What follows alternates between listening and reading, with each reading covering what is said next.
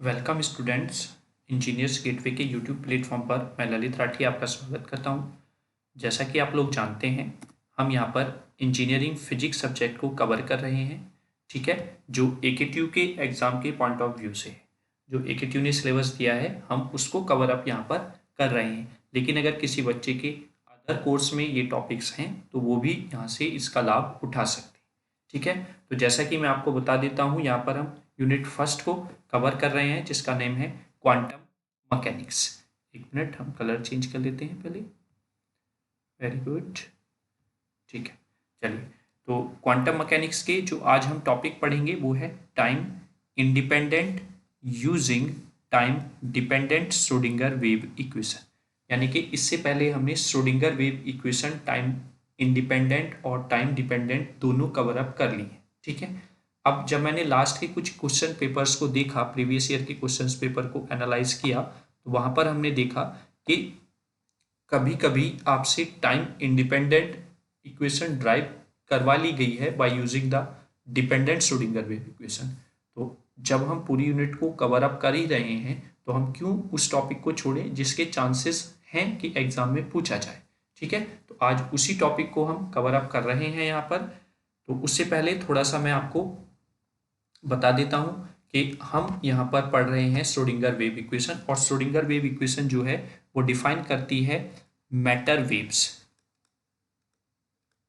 ठीक है, matters wave को। और मैटर वेव क्या होती हैं? पार्टिकल का जो डुअल नेचर होता है और जो वो पार्टिकल वेव नेचर को डिफाइन करती है, वो वेव आपकी मैटर वेव कहलाती है। इस मैटर वेव को इक्वेशन की फॉर्म में डिस्क्राइब करने के लिए या मैथमेटिकल एक्सप्रेशन की हेल्प से डिफाइन करने के लिए श्रोडिंगर ने इक्वेशंस ड्राइव की, और वही इक्वेशंस टाइम इंडिपेंडेंट और टाइम डिपेंडेंट कहलाई। अगर वहां पर आपका जो अप्लाइड पोटेंशियल है वो टाइम पर डिपेंडेंट है तो वो टाइम डिपेंडेंट वेव इक्वेशन कहलाएगी, और अगर वो टाइम पर इंडिपेंडेंट है तो वो फिर time independent Schrodinger wave equation कहलाती है। ठीक है, तो ये एक थोड़ा सा समरी हो गया अबाउट द टाइम डिपेंडेंट और इंडिपेंडेंट और श्रोडिंगर वेव इक्वेशन के बारे में। तो चलिए स्टार्ट करते हैं अपना डेरिवेशन, कैसे हम ड्राइव करेंगे time independent by using the time dependent wave equation. तो आइए स्टार्ट करते हैं। तो उसके लिए हम लिखेंगे पहले जो जो हमें पता है, since we know that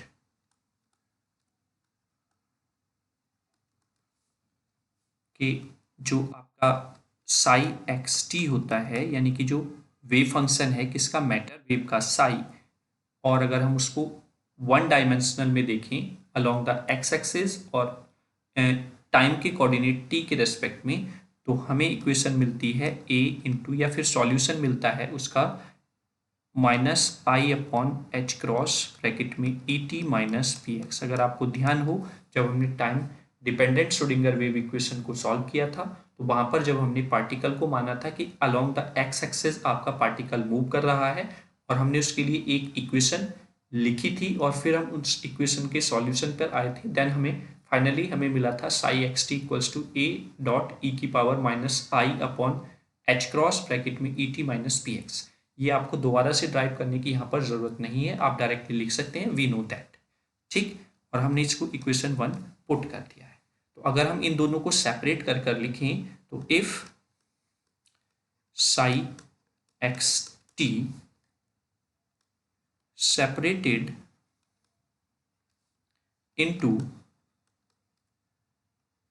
time and space, जैसा कि आप लोगों को पता है कि जब हम time independent Schrodinger wave equation करते हैं तो वो हम वहां पर टाइम के और स्पेस के कोऑर्डिनेट्स को सेपरेट कर लेते हैं। देन हमें क्या मिलेगा, इफ अगर हम स्पेस की कोऑर्डिनेट को देखें along the X direction, then psi X equals to A into E की power I P x upon H cross. यहाँ पर आप देख रहे होंगे इक्वेशन फर्स्ट में, अगर मैं इसके अंदर मल्टीप्लाई कर देता हूँ तो माइनस आई की माइनस पी से मल्टीप्लाई होगी तो we get plus i P x upon H cross. ठीक है, देन अब इक्वेशन फर्स्ट जो होगी सेपरेट होकर वो हमें मिलेगा psi x comma t equals to psi x, हमने लिख लिया इसको, और बाद में जो बचा वो बचा ई की पावर माइनस आई upon H cross into E T, ये आपको यहाँ पर मिल जाएगा। अब हम इसको इक्वेशन नंबर सेकंड पुट कर देते हैं। अब हमें क्या क्या चीज़ें फाइंड आउट करनी है वो हम देख लेते हैं। उससे पहले हम लिख लेते हैं कि जो श्रोडिंगर की टाइम डिपेंडेंट वेव इक्वेशन हमको मिलती है वो क्या है। सिंस वी नो दैट, क्योंकि हमें टाइम डिपेंडेंट वेव इक्वेशन से टाइम इंडिपेंडेंट निकालना है, so since we know that Schrodinger time dependent wave equation can be represented as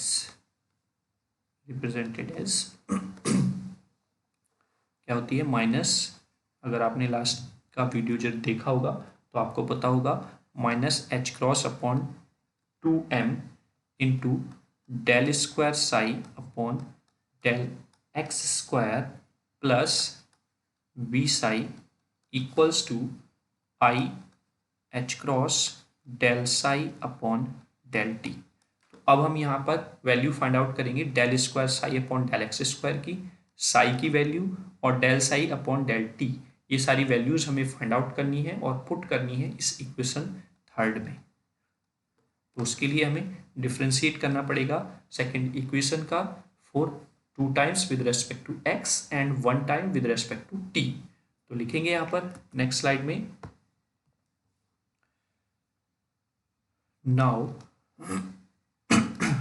differentiate equation second twice with respect to x, और मैं equation second को यहाँ पर लिख लेता हूँ psi x T equals to psi X into E की power minus आई upon H cross into E T, ये आपकी इक्वेशन है सेकेंड। ठीक है, मैंने यहाँ पर नोट कर लिया जिससे कि बार बार दूसरी स्लाइड पर हमें ना जाना पड़े। तो अगर हम ट्वाइस इंटीग्रेशन करेंगे तो मैं डायरेक्ट ट्वाइस इंटीग्रेशन लिख देता हूँ। अब आपको पता भी चल गया होगा कि ट्वाइस करने पर क्या आएगा, del square psi upon del x square, और जब हम ई की पावर का करेंगे तो वो एज इट इज़ रहेगा माइनस आई upon H cross E T, और जब हम लास्ट में देखते हैं तो वो फिर क्योंकि यहाँ पर आपके पास x का कोई भी कोऑर्डिनेट नहीं है तो ये एज ए कांस्टेंट है e की पावर x, इसलिए ये एज इट इज यहाँ पर रहेगा। ठीक है, इक्वेशन ए पुट कर देता हूँ इसको। ऐसे ही अब हमें इसकी नीड है जब हम डिफ्रेंशिएट करेंगे partially with respect to t। Now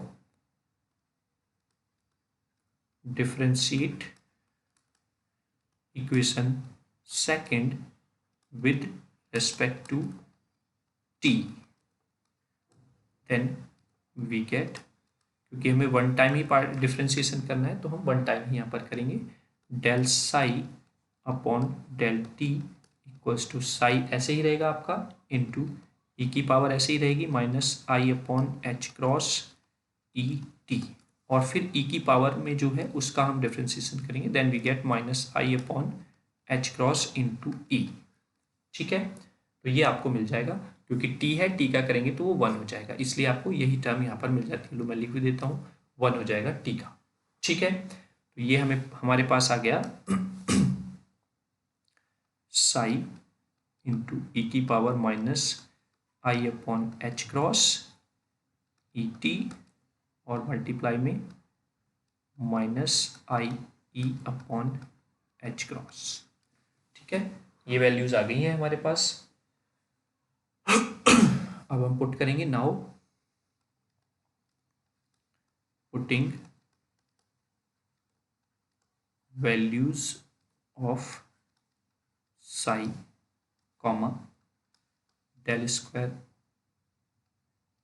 Sai upon del x square comma del psi upon del t values into equation third. और इक्वेशन थर्ड कौन सी थी? Schrodinger time dependent wave equation.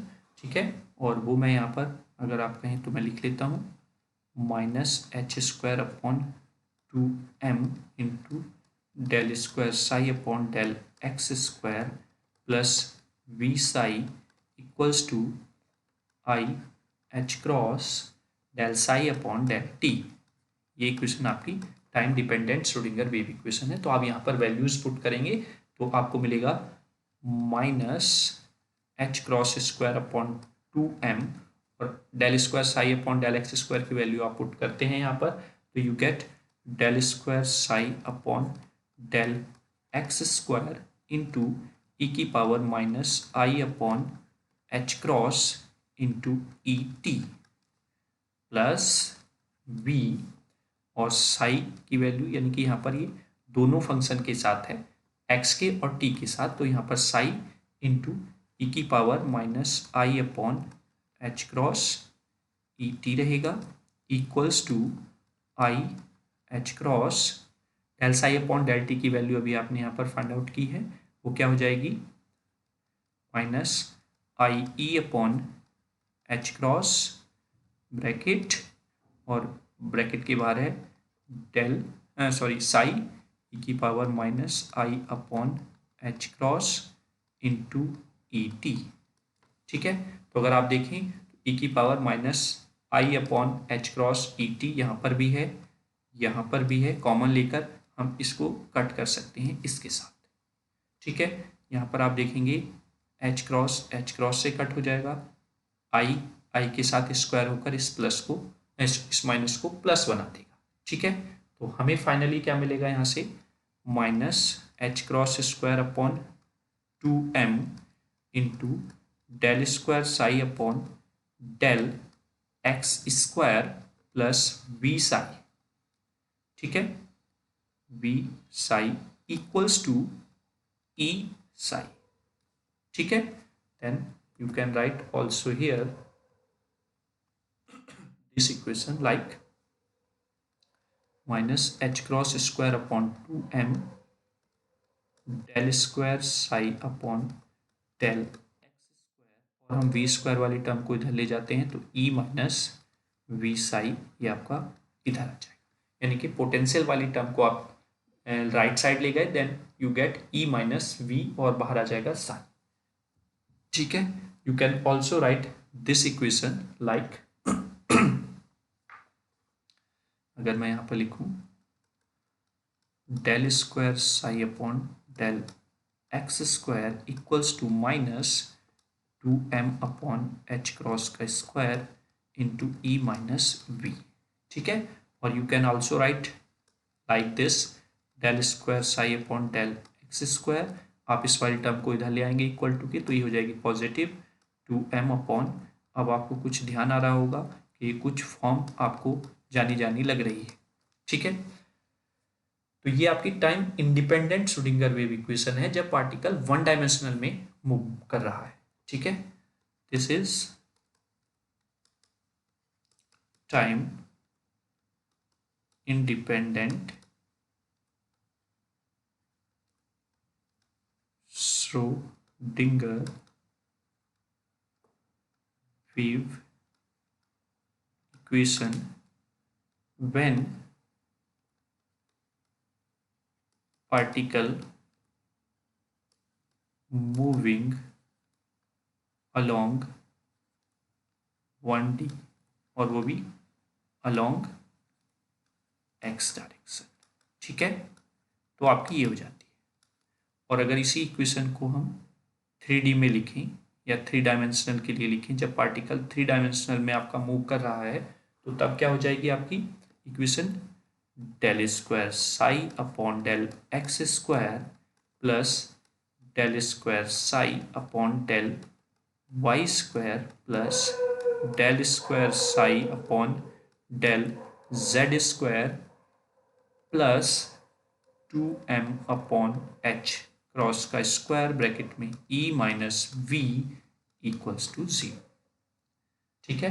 And you can also write like this, del square psi plus 2m upon h cross का square e minus b, और मैंने यहाँ पर साई छोड़ दिया है तो आप थोड़ा ध्यान रखेंगे, ये साई है यहाँ पर, ठीक है, साई, और इक्वल्स टू 0, ठीक है। तो अगर आपके चीज़ें करी हुई रहेंगी तो आप फाइनल रिजल्ट तक जब तक पहुँचेंगे, अगर कोई मिस्टेक हो जाती है तो आप उसको आइडेंटिफाई कर सकते हैं। अगर आपकी रटी हुई होगी और बीच में कहीं पे मिस्टेक हो गई तो लास्ट में आपको पता है आंसर यही लेकर आना है, तो आप वही लिख देंगे और बीच की जो प्रॉब्लम है वो आपको क्लियरिफाई नहीं हो पाएगी कि आपने कहीं पर गलती की थी, ठीक है। तो आपको रटना नहीं है क्योंकि आप इंजीनियर्स गेटवे से जुड़े हुए हैं, तो यहाँ पर आपको कोई भी चीज़ रटने की ज़रूरत नहीं पड़ेगी, ठीक है। इतने आसान वे में आपको एक्सप्लेन की जा रही है टर्म्स, ठीक है ना। यहाँ पर हमने माना हुआ है क्योंकि let del square upon del x square plus del square upon del y square plus del square upon del z square equals to क्या है, डेल्टा स्क्वायर, ठीक है। तो आई होप आपको क्लियर हुआ होगा कि हम कैसे time independent Schrodinger wave equation को प्रूफ कर सकते हैं या आइडेंटिफाई कर सकते हैं with the help of the time dependent Schrodinger wave equation. तो आपको लेक्चर कैसा लगा उसके लिए आप कमेंट बॉक्स में हमको ज़रूर बताएं, ठीक है। अगर आपके कोई फीडबैक हैं तो वो भी आप ज़रूर लिखें, उस पर काम किया जाएगा और फर्दर आपको एक बेहतर इंफॉर्मेशन या बेहतर लेक्चर प्रोवाइड करने की प्रयास रहेगा इंजीनियर्स गेटवे का, ठीक है। अगर आपको कोई भी समस्या है तो आप कमेंट बॉक्स में ज़रूर बताएं। वीडियो अच्छा लगा है तो लाइक करें, अपने फ्रेंड्स के साथ ज़्यादा से ज़्यादा शेयर करें और उनको बोलें कि चैनल को सब्सक्राइब करें, जिससे कि फर्दर उनको इन्फॉर्मेशन भी टाइम टू टाइम प्रोवाइड होती रहे, ठीक है। तो इसके बाद हमारा एक और हाँ 2 टॉपिक और लगभग बचे हुए हैं इस यूनिट के, और फिर ये यूनिट कंप्लीट हो जाएगी और उसके बाद हम इसके कंप्लीट न्यूमेरिकल्स करेंगे। न्यूमेरिकल्स के बाद इसके इम्पोर्टेंट, नहीं वो भी नहीं बता रहा हूँ मैं, वो आपके लिए एक सरप्राइज़ है। न्यूमेरिकल्स के बाद भी मैं एक वीडियो इस यूनिट से रिलेटेड बनाऊंगा और वो कुछ आपके लिए हटके होगी, ठीक है। तो वो जब आएगी तभी आपको बताया जाएगा, अभी मैं फ्लो में बता देता, ठीक है। चलिए इसको अभी मैं नहीं बताऊंगा, डिस्क्लोज नहीं करेंगे हम, ठीक है। तो चलिए, जीनियस गेटवे से जुड़े रहने के लिए आपका धन्यवाद। जय हिंद, जय भारत।